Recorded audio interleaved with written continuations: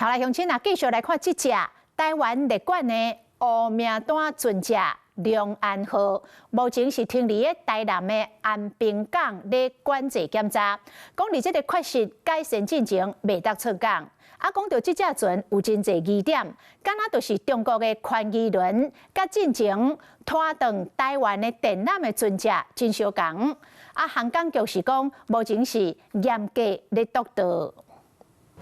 南小貨輪停靠佇咧港邊，金門社龍安下底有中文字第812三下環，目前停靠佇咧台南安平港管制檢查，因為這隻船啊佇咧台灣到日本是烏名單的船隻。歸屬斯坦福大學的海事分析組織海講，嘛見過一隻可疑的船隻當停佇咧台南港口。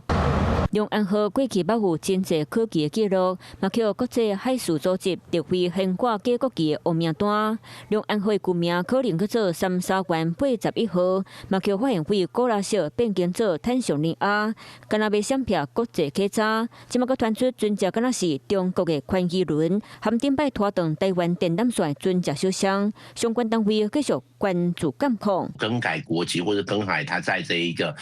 網絡上的一個追蹤的一個號碼等等的一個方式，來去避免司法單位對它的查緝。龍安號過去新裝的前過期，來看資料，親像過去18個月，敢若停靠佇咧高雄台南港口2擺，不過數1213擺的集水的變化，而且航程重點攏佇咧大海的中，嘛去發現佇咧台灣周邊作業的時，有要30擺的時間，攏是等信號的。水位的變化會代表的是它是不是有在上下卸貨，可能有一些走私或偷渡的風險。對於背後的擁有者，其實就是中港澳中國執法單位能夠保護我們的水域。航港局是說明，因為調查出龍安號有幾項重大缺失，所以管制出港，目前停佇咧安平港，會嚴格督導應改善，佇缺失改善前未當出港。啊，針對烏名單的船，要求上少每2個月進行港口局檢查1擺，網霧地帶船隻濟疑點，相關單位就要繼續調查詳細。